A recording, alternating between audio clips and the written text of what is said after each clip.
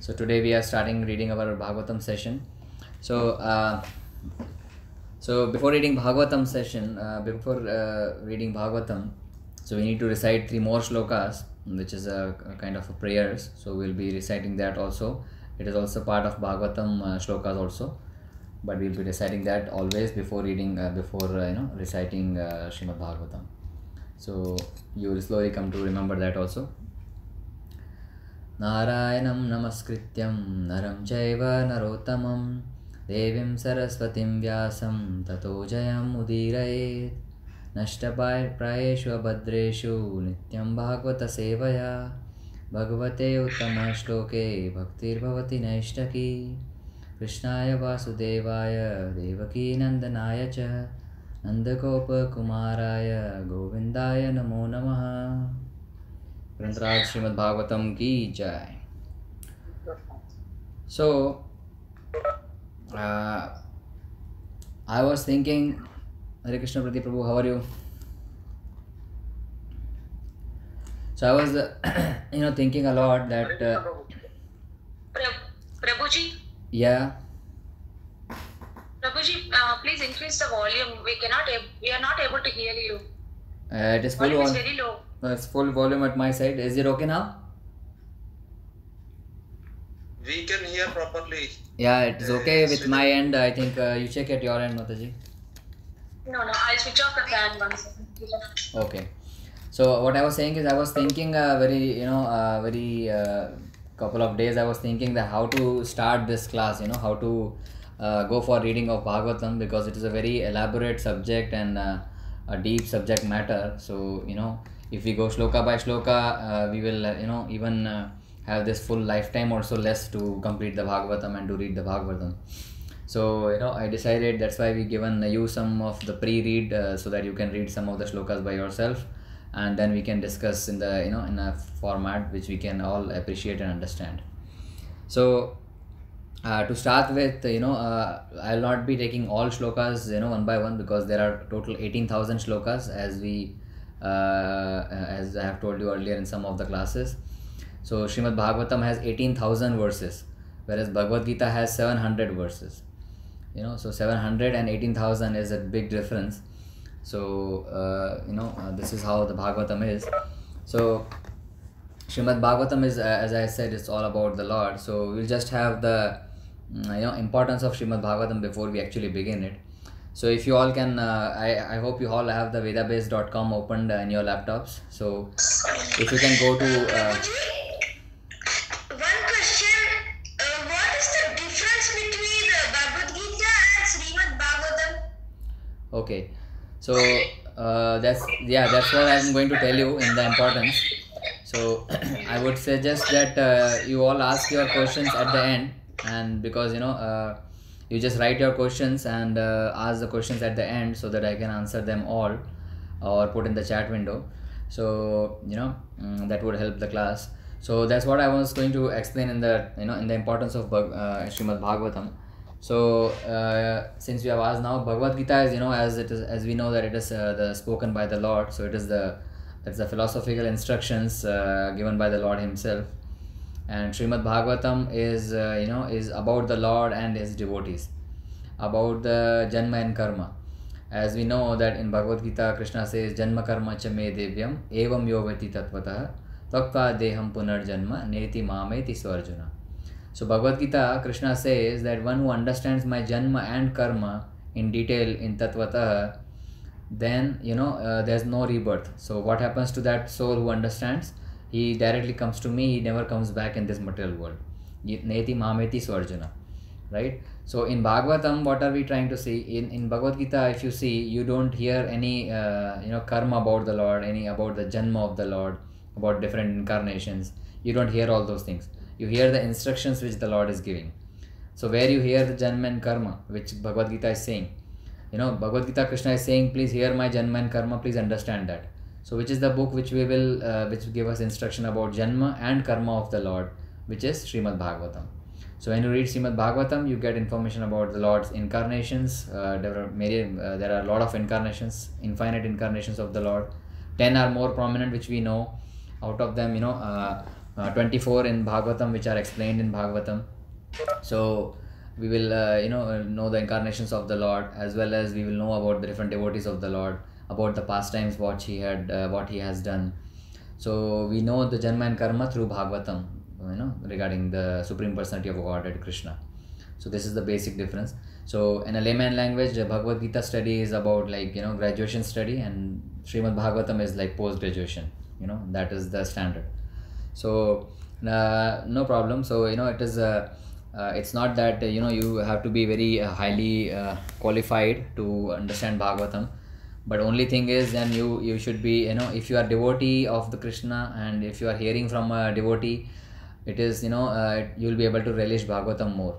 So it is said that Bhagavatam should be read by devotees of Krishna, and it should be said amongst the devotees, it should be discussed amongst the devotees of the Lord. So to relish it in a more way, So that's what it is for Srimad Bhagavatam.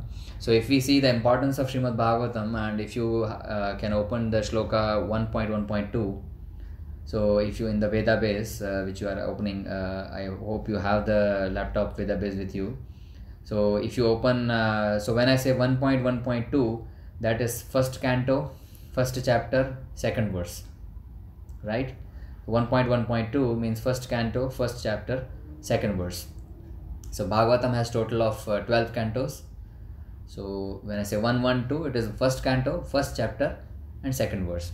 So if you open that, and what it says is, it gives the importance of Srimad Bhagavatam. It says about the sweetness of Srimad Bhagavatam. So it says that Bhagavatam is what? Somebody asks, what is Bhagavatam? What is the importance of Bhagavatam?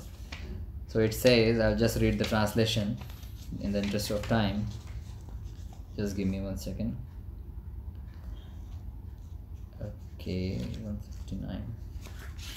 So it says first canto, first chapter, second verse. Okay.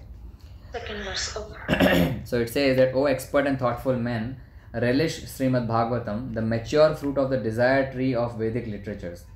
It emanated from the lips of Sri Shukdev Goswami, therefore this fruit has become even more tasteful. Although its nectarian juice was already relishable for all, including the liberated souls. So what it says, that what is Srimad Bhagavatam? It is the Galitam Phalam. Galitam Phalam means what? The Phal means what? The fruit. So it is the fruit of the desired tree of Vedic literatures. So full Vedic literature is there, whole scriptures are there, and it is the fruit of that. Fruit of that is Srimad Bhagavatam, and not an ordinary fruit. It is Galitam Phalam. Galitam Phalam means a fully ripened fruit. Sometimes you get the fruit and it is not ripened, it is kacha fruit. So still it is a fruit, but it is kacha, so you don't enjoy that fruit, right? So when it is fully ripened, you enjoy the most. And not only ripen, here it says Galitam Phalam. That means from that ripened fruit, already the nectar of juice, is dripping. So for just imagine a mango, now mango season is coming, right? So if you have a mango which is fully ripened and the juice is already dripping from that mango, very nice, nectarian juice is dripping. So that is compared to the Bhagavatam, compared to the all Vedic scriptures. On top of that, if you have some mango tree, and if you have any fruit, if it is bitten by a parrot, if a parrot is tasting that fruit, it becomes more sweet. So this Srimad Bhagavatam, who is narrated by Srimad Shukdev Goswami. Shukdev is, Shuka means parrot. So that's why his analogy is compared here. So this Srimad Bhagavatam is narrated by Shukdev Goswami to Parikshit Maharaj. So already it is a matured fruit. It is matured fruit of a Vedic tree, and it is Galitam Phalam. It is nectarian juice of that tree. Even you don't have to make efforts also. When you have you have to eat a mango, you have to make some efforts. But when you have to drink the juice, it is less effortful, right? So it is Galitam Phalam. So even if you don't do any efforts in Bhagavatam, just hear the Bhagavatam, then also you will be benefited. And here it is spoken by Shukdev Goswami, who is the parrot, Shuka. So the fruit becomes more tastier. That is the sweetness of Srimad Bhagavatam, that it is, that we have to relish. So just by hearing the Bhagavatam, we can relish. Further, if you go to 177, Canto 1, Chapter 7, Verse 7. So if you go to 177, it further says why we should hear Srimad Bhagavatam. why we are all here to hear Srimad Bhagavatam, but what is the importance? Why we are listening to Srimad Bhagavatam? Let me go to 177. Somebody can read the translation if you are opening the Veda base.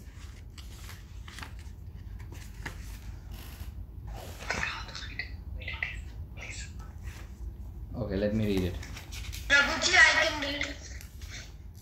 Okay, no problem. I'll read. I have just opened it. So it says 177. It says that simply by giving oral reception to this Vedic literature, the feeling for loving devotional service to the Lord Krishna, the Supreme Personality of Godhead, sprouts up at once to extinguish the fire of lamentation, illusion, and fearfulness.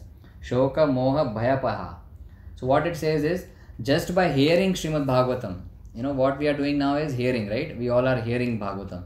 So, I am speaking and also hearing, and you are also hearing. So what happens? Just by hearing, what happens? It invokes bhakti. It invokes bhakti towards Lord Krishna at once. It invokes bhakti at once, which will destroy shoka, lamentation, illusion, and fearfulness. So these days, it is highly like we are no need to describe fear. We are always in fearful condition these days. So going out of our home is also fearful these days. So what it says is, just by hearing Srimad Bhagavatam, you can be fearless, and all the lamentation and shokas and everything will go away by the oral reception of Srimad Bhagavatam. So this is what it says, the importance, right? So why we should hear? Because why I'm telling this is because we are all here together to hear Srimad Bhagavatam. Okay. Further, it says when I read the shlokas, it says Nityam Bhagavata Sevaya. Nityam means eternal, every day. Not unfortunately we could discuss only 2 times a week, but it says Nityam Bhagavata Sevaya means we have to hear continuously every time. Why it says Nityam? Because in Srimad Bhagavatam also 1.1.10, chapter 1, canto 1, chapter 1, verse 10, it is described the qualities of Kali Yuga people. How the qualities of Kali Yuga people will be. If you open 1.1.10, you will come to know that what are the qualities of people of Kali Yuga. Like Kali Yuga means we people, right? It is talking of our qualities. So what it says is Prayena Alpayasya Sabhya Kalo Asmin Yuge Jana Manda Sumanda Magtayo Manda Bhagyayu Padrita. So 5000 years ago, our qualities, people of Kali Yuga qualities are already mentioned in Bhagavatam. What it says is, O learned one, in this iron age of Kali, men almost always have but short life. They are quarrelsome, right? They are quarrelsome, lazy, misguided, unlucky, and above all, always disturbed. Are these qualities matching with us? That we are always lazy. If somebody says I am not lazy, then just check the time when you are waking up. So I'm not to demean anybody, but just I'm giving example. Some of the people I know who are waking up at 4 o'clock also. So just in a broad sense, in general sense, people are almost lazy and always disturbed and unlucky and short-lived. We are very short-lived. So, and we are very forgetful also.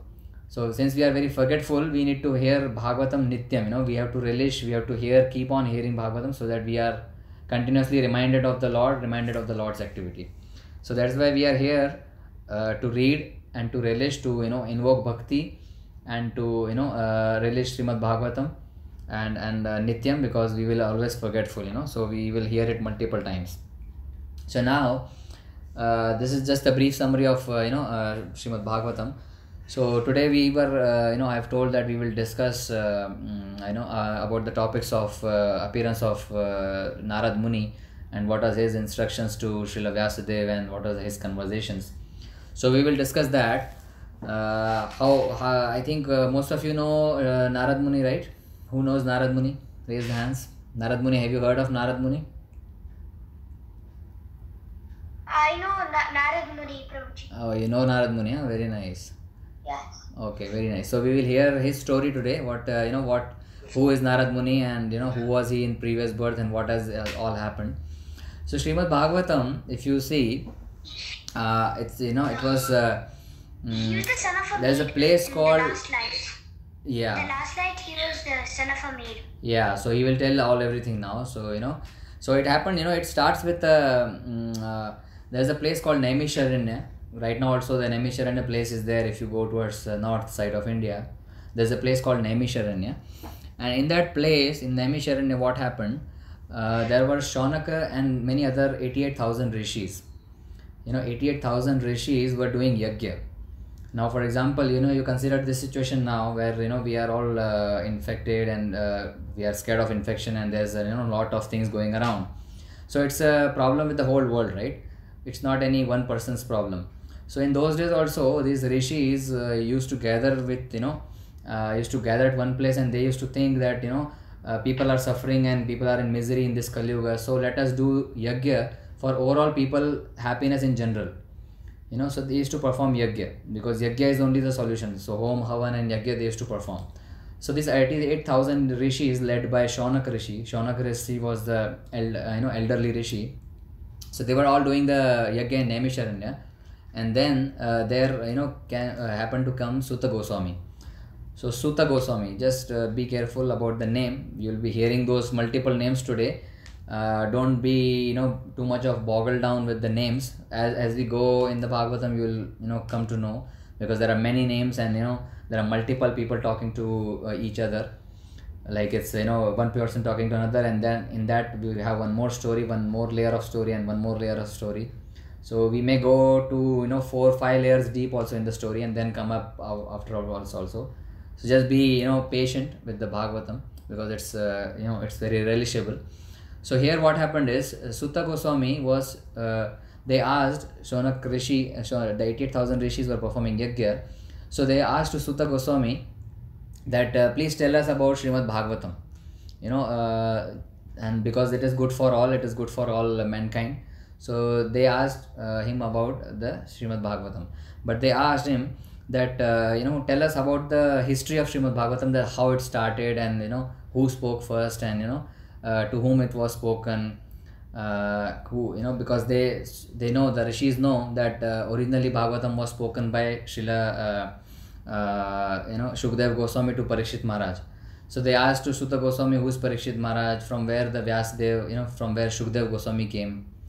Shukdev Goswami told Srimad Bhagavatam to Parikshit Maharaj. So they asked all sorts of questions. The rishis asked to Sutta Goswami, right? Then Sutta Goswami started speaking that from where it originated. So he spoke that Shukdev Goswami spoke the Srimad Bhagavatam to Parikshit Maharaj. Now in our other classes we were discussing that who is Parikshit Maharaj. So I'll just give a brief upon it, because it's a long story again we will be covering. So who is Parikshit Maharaj is? Parikshit Maharaj is the son of Abhimanyu, who is the son of Arjuna, right? So Arjuna's grandson is Parikshit Maharaj, right? So, and who is Shukdev Goswami? Shukdev Goswami is the son of Srila Vyasadeva, right? So for now this information is for our topic to be discussed today. So Shukdev Goswami is the son of Vyasadeva, and Parikshit Maharaj is the grandson of Arjuna, right? So it happened that Shukdev Goswami was telling to Parikshit Maharaj. So and who is Vyasadeva? Vyasadeva is again a Sahitya avatar. It is said that Vyasadeva is the literature incarnation of the Lord himself. So Vyasadeva is the son of Parashar Muni and Satyavati, right? So Parashar Muni gave a definition of Bhagavan. If you remember the introduction of Bhagavad Gita, he gave a definition of Bhagavan, that one person who is having all 6 opulences, he can be called as Bhagavan. So that is Parashar Muni, a very learned scholarly sage. His son is Srila Vyasadeva, and Vyasadeva's son is Shukdev Goswami, right? Hope you are getting the chronology. So now Vyasadeva, what Vyasadeva did is, he wrote many literatures. Vyasadeva was a very learned person. He was a very realized soul. So Vyasadeva, thought that, full mankind is in trouble, and, I should write some scriptures. So he was a very realized soul, very envisioned soul. So he started writing all the Vedas. First of all, he wrote one Veda. You must have read in the chapter which I have given the homework, from 4 to 6. So it comes there that he wrote one Veda first. Then he distributed one Veda into 4 different Vedas, right? So which are the 4 Vedas we know, right? Samveda, Yajurveda, Atharvaveda, and Rig Veda. So these are the 4 Vedas. So one Veda was divided into 4 Vedas, right? Then he wrote all the Puranas. 18 Puranas are there. In our Sanatan Dharma, I would not say Hindu Dharma, In Sanatan Dharma, we have all 18 Puranas are there. Satvik Puranas, Rajasic Puranas, and Tamasic Puranas. 18 Puranas are there. Then what he wrote? Then he wrote Itihasas. Itihas means history, right? Itihasas including Ramayana, Mahabharat and all. He wrote Mahabharat also. So he wrote Itihasas, Puranas, Vedas, and lot of other scriptures. So what happened? He wrote all the things, but then he wrote all the scriptures, but he was not satisfied from within. When you do some activity, some work, you feel satisfaction. What we call as work satisfaction. But Vyasadeva was not very happy. He was not very content. He thought that something is missing, something which is there which I have not written. So he was not feeling very happy. He was kind of depressed and distressed, and he was looking for a solution. That what has happened, why I am not happy after writing all such great works, Mahabharata and Puranas, and we in our lifetime we cannot read them also. So he has written all those things, but still he was not happy and satisfied. Who? Vyasadeva, right? Are you with me, guys? Yeah. So Vyasadeva was not happy, and then what happened? When you are not happy, who comes for the rescue? As Arjuna was not happy, he was distressed, he was disturbed, then who came for the rescue? Lord Krishna. Lord Krishna, Lord Krishna, his guru came. So Krishna's guru, Arjuna's guru is Krishna, so he came. So here also, when Vyasadeva was distressed and not happy and discontent, he was not happy, then his guru came for his rescue. Now who is guru of Vyasadeva? He is Narad Muni. Narad Muni. So Narad Muni is a spiritual master or guru of Srila Vyasadeva, right? So Narad Muni appeared at that scene when Vyasadeva was thinking all those things, and he said that so there happens a conversation between those two, and Vyasadeva tells Narad Muni that I have written so many things and I am not happy, I am upset. So Narad Muni also asked that why you are upset? You have written so many things, you have written all those works, Puranas and Itihasas and all those things you have written. So you should be proud. Why you are getting upset? So Vyasadeva says no, but there is something which is missing. I am not feeling very right. So please guide me. Since you are my spiritual master, please guide me. And there's something wrong which is happening. I am not satisfied. So you are the spiritual master. You are a very realized soul. You can travel the whole world, and you can travel multiple planets with the just passing air. You can travel everywhere. Without any passport, without any visa, you can travel everywhere. So you are a great rishi. Narad Muni doesn't require any passport. We require passport and visas to travel. But Narad Muni is a person who can travel in the whole 3 worlds, and even Vaikuntha planets, even Mrityuloka planets, all planets he can travel. So Vyasadeva asked that what is the reason of my discontent? Then Narad Muni says, what does he say? We will see in the chapter, Canto 1, 5 and 8. You can open 1, 5, 8. Canto 1, chapter 5, 8th verse. What does he say? I'll read the translation. Okay, so he says, where are we? Narada said, you have not actually broadcast the sublime and spotless glories of the personality of Godhead. That philosophy which does not satisfy the transcendental senses of the Lord is considered worthless. Yeah. Read the next also. Read 10th verse, 10th. Those words which do not describe the glories of the Lord, who alone can sanctify the atmosphere of the whole universe, are considered by saintly persons to be like unto a place of pilgrimage for crows. Since the all perfect persons are inhabitants of the transcendental abode, they do not derive any pleasure there. Yeah, so what Vyasadeva is, what Narad Muni is saying to Srila Vyasadeva is, whatever you have written up till now, Puranas, Vedas and everything, if any scripture is not describing the glories of the Lord, Supreme Personality of Godhead, it is like the pilgrimage for crows. It is worthless. He says that it is like Tad Vayasanam Tirtham. Vayasanam means crows. Tirtham means pilgrimage. So what is the pilgrimage of crows? Where do you find crows the most? Where do you find crows? Smasanam or any deserted area. In a deserted place, in a dirty place, where there is a lot of messy things, you find more crows. So see, now Narad Muni is comparing all those other shastras to the pilgrimage of crows, that he's saying whatever you have written up till now is, is worthless if it is not glorifying the Lord. If you have not written any scriptures which is glorifying the Lord, it is useless. So, and then he starts glorifying the Lord also to inspire him that you should write something about the glorification of the Lord. So what is the opposite of crows? Where you find swans. You see swans, there are white, very fresh swans. So where you find swans in the fresh water in a nice clean place, opposite to the crows. Yes. So this is what he is describing other shastras, other parts, that is a pilgrimage for crows, where it does not describe any glories about the Lord. So then he started glorifying Krishna, and in the verse 11, 11 and 12, the next verses he describes, he glorifies his Krishna, that just thinking and hearing about Krishna gives everyone solace, and this is how I am also become Narad Muni like this. So you better please write about the glories of the Krishna, and he is saying that why hearing about the Lord is important. As we discussed, he says in Bhagavad Gita, Krishna says, Janma karma cha me devyam evam yovati tatvata. So one who hears the glories and the karma of the Lord, he will be, ultimately he will go to the supreme abode and he will not come back. So that is the real happiness, that is the real, final ultimate solution of the people in general. So that's why you have not described the glories of the Lord, you have not described the birth.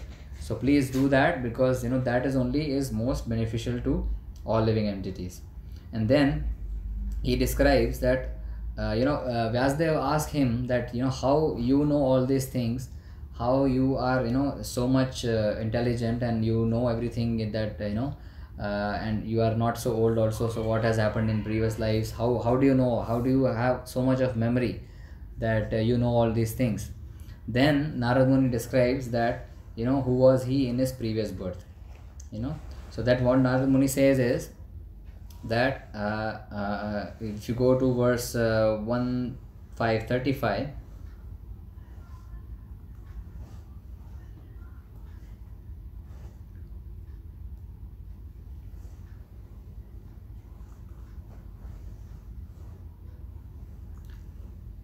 you are at there 1:5:35. So it says, whatever work is done here in this life for satisfaction of the mission of the Lord is called Bhakti Yoga, or transcendental loving service to the Lord, and what is called knowledge becomes a concomitant factor. Yeah.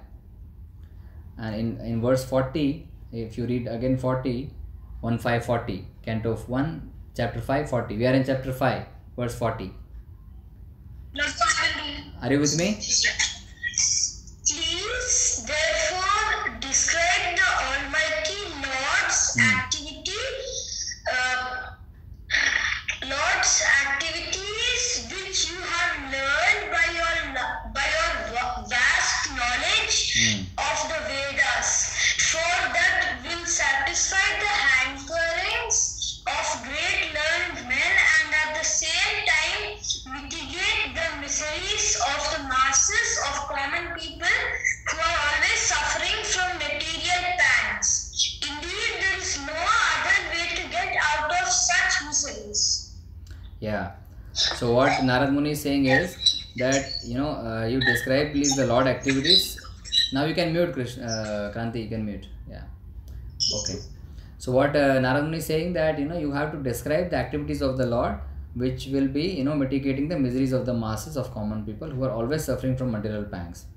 So this is the only way you should write the glories of the Lord, and hence inspired by Narad Muni, Srila Vyasadeva thought of writing Srimad Bhagavatam.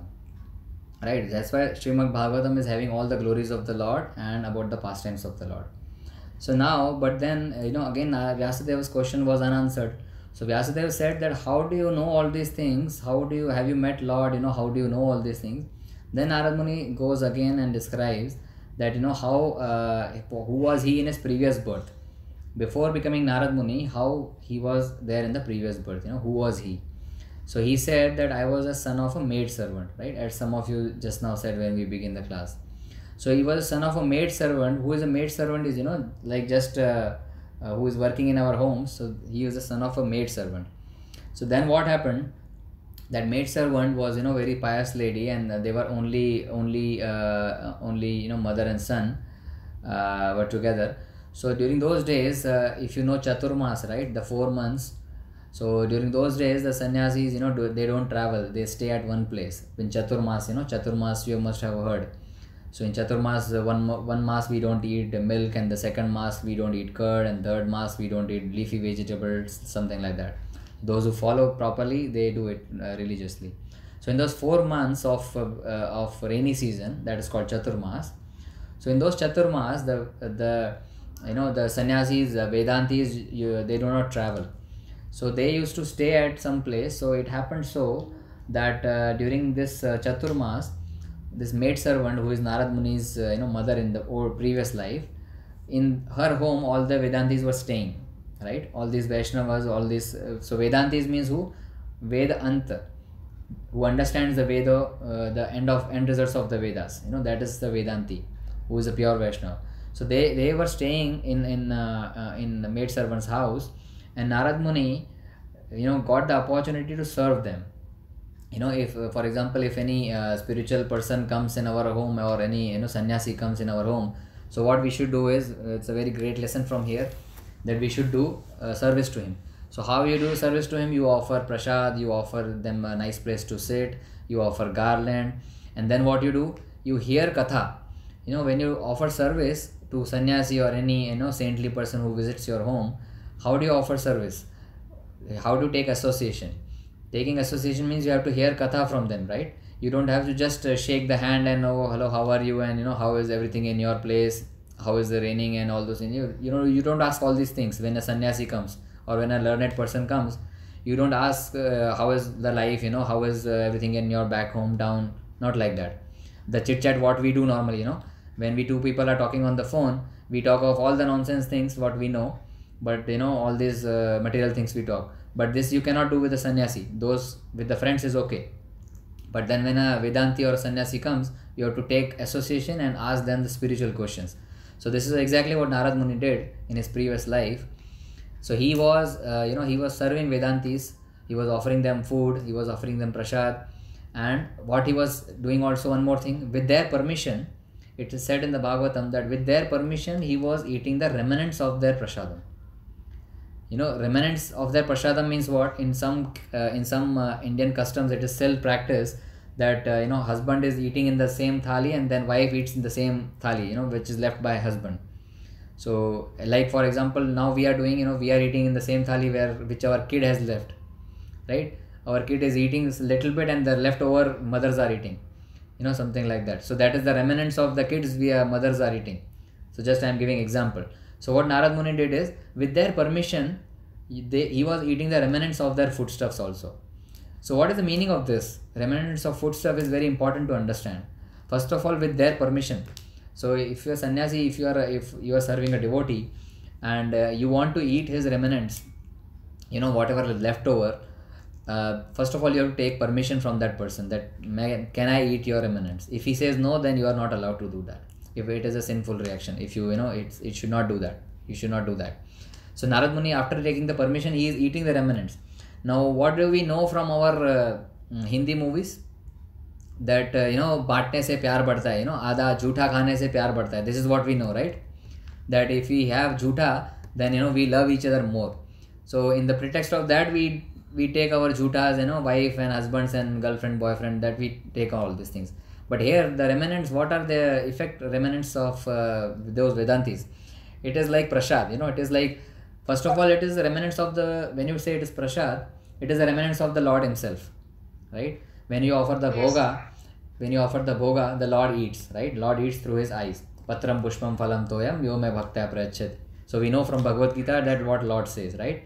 So he eats through his eyes. That means he is eaten, and the remaining part is the remnants which we eat as prasad, correct? So that is the remnants of the Lord. Now imagine that those remnants are eaten by a devotee, and then again it becomes the remnants of that devotee. So it is the remnants of the devotee of the Lord's remnants. So second time the remnants, the double degree of remnants. So it is having more power than even prasad. If the remnants of Lord is called prasad, the remnants of the devotees is more powerful, because it is, the pure devotees. I am saying pure devotees. So with that permission, if you have that remnants, what will happen if you have that kind of food, the remnants? The bhakti which is, hidden in your hearts will grow up faster. It will have a rocket boosters and your bhakti will progress very fast. So if you eat the remnants of a pure devotees. So here Narad Muni is taking the remnants of those Vedantis who were in his house. 4 months he was serving them, and they blessed him, the little boy of maid servant, not Narad Muni yet, he was previous birth, this is the previous birth story going on. And what he was doing, he was hearing all the kathas about the Supreme Lord. So by hearing and having the remnants, it was a tremendous bhakti which was lighten up in Narad Muni's heart, in his previous birth. And then what happens is, after 4 months the Vedantis left for their further journey, and Narad Muni was left alone. So now what happened is, Narad Muni was with his only mother. So after Narad Muni, the Vedantis left. Before leaving, they told Narad Muni, that this is the goal of life and this is how you should progress. But after they left, Narad Muni at once did not, left his mother. Why? Because the mother was the only support, and the child was only support of the mother. So they both were individual support of each other. And since mother was old, Narad Muni didn't left her and went to the forest. He waited patiently. This is also we are about to learn here, that it is not that if we have some responsibilities of our family members, we should not quit our responsibilities in the pretext of realization. So we should take care of them. So it happened one day that his mother was going out at night for milking the cow, and one snake bit his mother in the leg. So Narad Muni's mother died at that point of time. So Narad Muni took that as a blessing, as a mercy of the Lord, and he didn't waited, and he immediately after his mother has died, so he started for the forest and traveled to the north, right? So he traveled to the north. North means what? He traveled to the forest in the direction of in searching the Lord. So he traveled there and he sat in the deep forest and started meditating on the Lord. When he started meditating on the Lord, he passed through many forests, and then finally he sat under a tree and he started meditating about the Lord, about Krishna. And then suddenly his meditation was so deep, then he could see the Lord in his heart. He could see the Lord as Paramatma in his heart. We are, every day we are in the classes, we are discussing that we are this soul, we are not this body, we are not this body, we are soul, but then still we are, not realizing. See, knowing is one thing and realizing is another thing, right? So Narad Muni here has realized he could see soul and super soul both together in his heart. Narad Muni in his previous birth, right? So he could see, so Lord gave him darshan in his, in his heart. He could see the super soul also as well as the soul also. Just imagine the situation. So he saw that darshan of the Lord, and suddenly what happened, after some time the Lord disappeared. He could see the form of the Lord, and then finally what happened, after some time the Lord disappeared. Now there's a beautiful explanation is given, why Lord appeared and why Lord disappeared after after showing the thing himself to Narad Muni. So one thing is clear, some of the philosophy here, that he could see the form of the Lord. So one thing is clear, that Lord is having a form. He is not formless. He is not compared to the something like air. Like we discussed that he is present everywhere. That is one feature. But Lord has a form also. That is another feature. So Lord has a form. That is also cleared from this incident. When I say Lord has a form, means what? As we discussed multiple times, right? That for example, a rose flower. The rose flower is having a form. When you say air, it is not having a form. That way. So Lord is having a form, that is clear. And Lord form is transcendental. It is not material. Now, why Lord? When Narad Muni saw the form of the Lord, he was very transcendental. He was very ecstatic. It is like a child. If a child is given a very beautiful toy which he is hankering, and he sees the toys with him, how happy the child would be. Exactly, the Narad Muni's position was that he was very happy seeing this form. He was ecstatic. He was he just woke up from his meditation and he started dancing and all. He saw the form of the Lord. It was very enchanting and very transcendental. So, but when the form disappeared, it is like the favorite toy of the boy was thrown away or snatched away. So when the form disappeared, Narad Muni got very upset. He was just looking here and there that where the Lord has gone. So after that, what happens? He hears the voice of the Lord. Lord has given him first darshan, then Lord disappeared, and then he hears the voice of the Lord, right? So see the chronology, what is happening. Very beautiful pastime is there. So what he could hear? He could hear the voice of the Lord. Have you seen the movie Sholay? Hindi movie Sholay? No? So in that there is one scene, when Dharmender is sitting behind the statue and the Basanti is there and he just speaks like this. From the background he speaks. So Basanti was thinking that, Lord is speaking. So this was the incident, but that was a joke, but this is not a joke here. That Narad Muni is hearing the voice of the Lord. So what Lord is saying to him is that, before that what happened? When the form was gone, he could not see the form anymore. So he tried again to see the Lord. Narad Muni again tried to see, he again started, closed his eyes, again meditated and tried to see the Lord, but he could not see. So from this, what we should understand, that we cannot see the Lord form mechanically. Sometimes we feel that, we can see the Lord, but it is Lord's mercy only. If we see the form of the Lord, it is highly Lord's mercy. With His mercy only we can see the Lord. Like for example, in Bhagavad Gita also, when Lord showed the Virat Rupa, then He told to Arjuna that you cannot see my form with these eyes. I have to give you special eyes. So Lord gave him the special eyes, the Divya Chakshu, and then only he can see His form. So similarly, when Lord's mercy is there, then only we can see His form. We can hear His voice. So what Lord said to Narad Muni is that, I have given you the glimpse of my form just to increase your desire for me. Just to increase your hankering for me. You have not still completed your full bhakti. So you cannot see me further. Right? You have not completed your bhakti in this life still now. So you cannot see me further. I have just given you a glimpse just to increase your hankering, just to increase your more affection for me. So now you perform your full devotion, and then you will be able to see me in full and see me in presence. So then Narad Muni understood, and there is no difference between Lord's voice and Lord's form, because hearing Lord's voice is also a very good thing. You don't hear, we hear many things, but hearing Lord's voice is like ultimate thing. So he heard that, and then he sat again. He continued his journey, because the Lord, and then Lord voice is also stopped. Then he continued his practice. He continued his practice of bhakti, and he chanted Hare Krishna Maha Mantra, and he chanted the holy names of the Lord. He chanted that, and then he was completely in trance for the rest of his life. And this is also one can ask in this incident, that since Narad Muni has gone to forest to realize Lord, so are we also supposed to do that? Because are we also supposed to go to the forest to realize the Lord? So the answer is no, because he was Narad Muni, we are not Narad Munis, and we are not living in that yuga. For us, we should not go to forest in search of the Lord. Rather, it is, if you read Prabhupada's purport, it says very clearly that we should be staying in our home, and we should make our home as the abode of the Lord. How we can make our homes as temples, as abode of the Lord? You can place a very nice altar of the Lord, which we have in our homes. You must have seen at our place. So you have to bring Lord. Lord says that Naham tishtami vaikunte yoginam hridayeshu va yatra gayanti mad bhakta tatra tishtami narada. What he says? Naham tishtami vaikunte. I does not stay at Vaikuntha. Yoginam hridayeshu va. I do not stay in the hearts of the yogis also. Then where do I stay?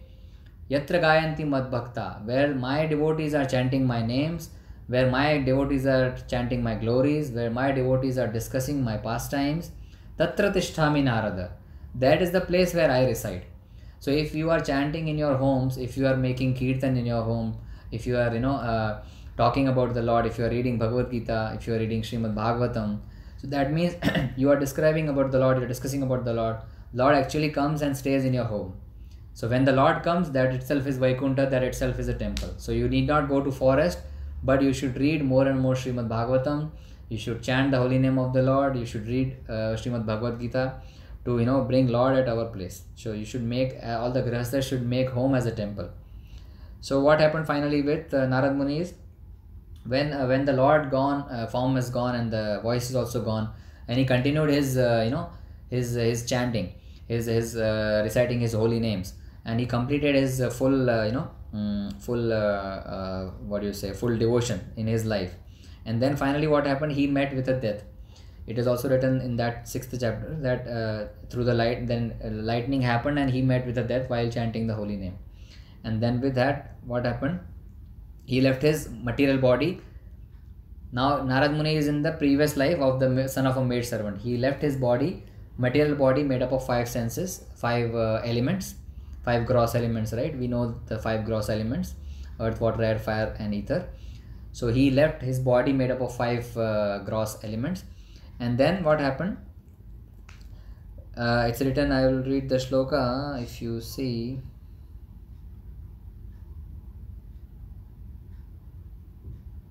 Okay, somebody can read the 6.28,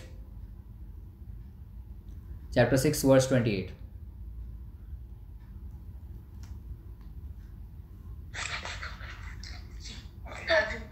Having been Divya Mataji, having been awarded a transcendental body, the befitting an associate of the personality of Godhead, I quit the body made of 5 material elements, and thus all acquired fruitive results of work, karma, stopped.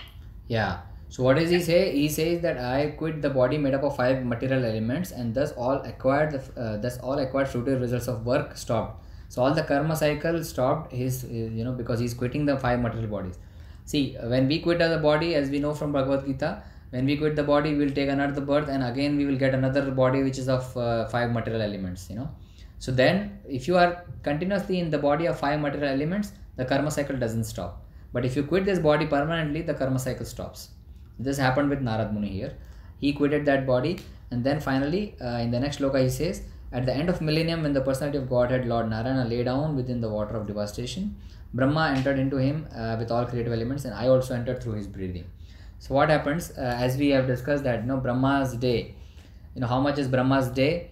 One day of Brahma is 1000 Divya Yugas, right? 1000 Divya Yugas. So when I say Divya Yuga, one Sat Yuga, Treta Yuga, Dwapar Yuga and Kali Yuga. So all the 4 yugas put together is one Divya Yuga. Such 1000 Divya Yugas is one day of Brahma, one Kalpa of Brahma, right? That is called one Kalpa.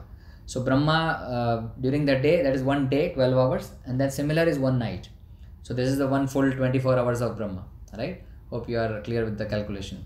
So in the night, Brahma doesn't work, he sleeps, he doesn't do night shift, right? So in day shift, Brahma does creation.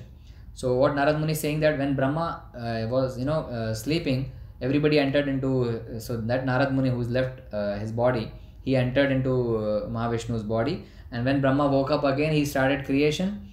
Then he came with other rishis, from the Brahma's body. 10 rishis came, Atri, Angira, Marichi and Narada. All 10 rishis are mentioned in Bhagavatam. So along with all those rishis, he came as Narad Muni. So in previous life, he was the son of a maid servant, and in this life, he came from Brahma as a Narad Muni. And then he came as Narad Muni, and then the Narad Muni is having the veena, the Ektara the veena which he plays. He sings Narada, Narada and sings the glories of the Lord. That veena was given to him by Lord Krishna. So he plays continuously Lord Narayan, and he became famous as Narad Muni. He was given a power that he can go to any world, and he can go without any permission, and he can sings the glories of the Lord. And he made all the disciples, many disciples he made. So this is how he became Narad Muni, and just how he became Narad Muni, just by serving the devotees. So we feel serving a devotee is very less important thing, but it is not. A person, just a normal son of a maid servant, it is there in Bhagavatam. So what is Bhagavatam? We were discussing that what is the difference between Bhagavad Gita and Bhagavatam. So Bhagavad Gita, Lord says the statement, and in Bhagavatam he proves. He proves all the proofs are given in Srimad Bhagavatam. Whatever postulates, theorems are there in Bhagavad Gita, the proofs are there in Bhagavatam. So Bhagavatam proves that by doing even the smallest service, we read just in the last class, we read verse 2.40 from Bhagavad Gita. Neha brikamana nasho asti pratyavayona vidyate sualpam apiyasya dharmasya trayate mahato bhayat. Even a small activity, if you do in this process, there is no loss or diminution, right? Even little activity. So what Narad Muni did, He just served the Vaishnavas, he just served the Vedantis in his previous life, and in his previous life he served, and the next life he became Narad Muni. So nothing is lost. So Krishna has told in Bhagavad Gita that nothing will be lost, and he has proved in Bhagavatam that see, nothing is lost. So all, if we get proof of the statements, our faith becomes more stronger, isn't it? So if we are getting proof of something, our faith becomes more stronger. So Bhagavatam gives the proof that nothing will be lost. So even if you are chanting one round, no problem, that will be considered permanently, nothing will be lost. So if you finish your bhakti, you will be going to Goloka as Narad Muni. If you are not finishing the bhakti, you will get another opportunity to continue the bhakti from where you left. So this is the proof of this Narad Muni story, right? So here this Narad Muni story ends, and this is how he became, Narad Muni, and previous life he was the son of a maid servant. And this is how he instructed Srila Vyasadeva to write Srimad Bhagavatam. So Srila Vyasadeva wrote Srimad Bhagavatam, which Shukdev Goswami, since he was his son, he spoke Srimad Bhagavatam to Parikshit Maharaj. In that, when he was speaking, when Shukdev Goswami was speaking to Parikshit Maharaj on the banks of river Ganga, in that assembly, Suta Goswami was there, who is now speaking Srimad Bhagavatam to Shaunakadi Rishis in Naimisharanya, from where we started. So you got the relation. So where we started with Suta Goswami in Naimisharanya, so Suta Goswami was present in the assembly when Shukdev Goswami was telling to Parikshit Maharaj, and then Shukdev Goswami heard it from Sri Vyasadeva, and Vyasadeva was instructed by Narad Muni to write Srimad Bhagavatam, right? So this is the whole narration how Bhagavatam came into picture, and it's already time, we have 2 minutes. So hopefully I made some justice to Narad Muni's story. It was 3 chapters which we covered today with some brief of Bhagavatam. So on Saturday we will have another class, another katha. I will give you the shlokas which is to be read. We will decide which katha to take, and we will go like this. Hopefully you are relishing the Srimad Bhagavatam. Kindly do chant your rounds and take the holy name of the Lord. If you have any questions, 1 or 2, I can take 1 or 2 questions, or else we can stop. Prabhuji, we have to do bhakti to reach God. So how much bhakti, do we know we have completed in the past lives, and then we have how much bhakti we have to complete, more is left to reach God? How do we know how much we have left? Yeah, that's a very important and very nice question. So it is not you will not be so when you are doing the bhakti, you will come to know by yourself. Like Narad Muni, he was doing all can mute, please, other all can mute. So when from the example of Narad Muni, we understand that he was doing the bhakti, he was meditating the Lord, and he got the glimpse of the Lord, and Lord told him that you finish your bhakti, and then at the next you will get a body of Narad Muni. So Lord will only reveal this to us. It is not that I will come to you that Krishna Prabhu, you have done this bhakti, it's 5% now, and like that. So Krishna will reveal it to you yourself, that you are completing bhakti. How we can notice is, how we can see that we have completed some bhakti is that as the Bhagavad Gita says that Suchinam Shrimatam Gehe. So if you are doing bhakti, if it is half completed or whatever, some percentage completed, then what will happen to you? You will be born in a rich aristocratic family. You will be born in a pious family who is very pure. You will be given better education. You will have a nice, you'll be good looking and all those things. So you'll have all the positive credits if you have done some bhakti. So this is how we can see, we are born in a nice family. We don't have problems like the roadside people are also having. So we should not be proud that we should not consider the less privileged people very bad, and we should not be having pride within us, but we should thank God.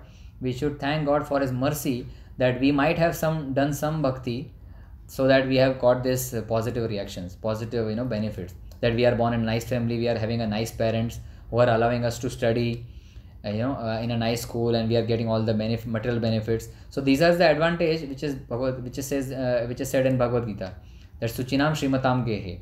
If you are doing bhakti and it is half left, you will be born in a nice aristocratic rich family. So this is how we come to know that we have done some bhakti.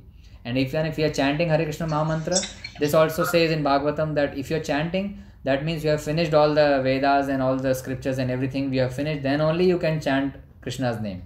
Even Bhagavad Gita says, Bahunam Janma Namante Jnanvan Mam Prapadyate Vasudevam Sarvameti Sa Mahatma Sudurlabha. So Bahunam Janma Namante means after many birth, some fortunate people are taking Krishna's name, some fortunate people are discussing bhakti. So we should understand by this that we have done so much of pious credit, hence we are reaching here to discuss Bhagavatam, to discuss Krishna's name. This is how we can understand. Okay, I think we have timed up now. I will not take much time. So Hare Krishna, thank you all. Thank you all for joining. I can see good crowd. Please do join next time also. And please read Srimad Bhagavatam. I'll be posting what you have to read maybe tomorrow, so that you have good time to read. I was getting some comments that the time is less to read all the shlokas. So hope you'll get more time for next class. We'll be doing another session on Saturday, probably in the morning hours, right? Hope the morning hours are okay Saturday. No problem, Prabhuji. Okay. Prabhuji. How about others? Ashutosh Prabhu, Dilip Prabhu, Ditya, Bhargav Mala. Okay, Prabhuji. Okay. Thank you all. Thank you very much for joining. Grantraj Srimad Bhagavatam ki jai. Yeah, any doubt? Prabhuji, Narada Muni got the means he did the bhakti, so he got Narada Muni body. So again his soul, means it will be permanent to him in Narada Muni body only. Sorry, I didn't get the question again. Prabhuji, Narada Muni got the soul got the Narada Muni body. Yeah. Okay.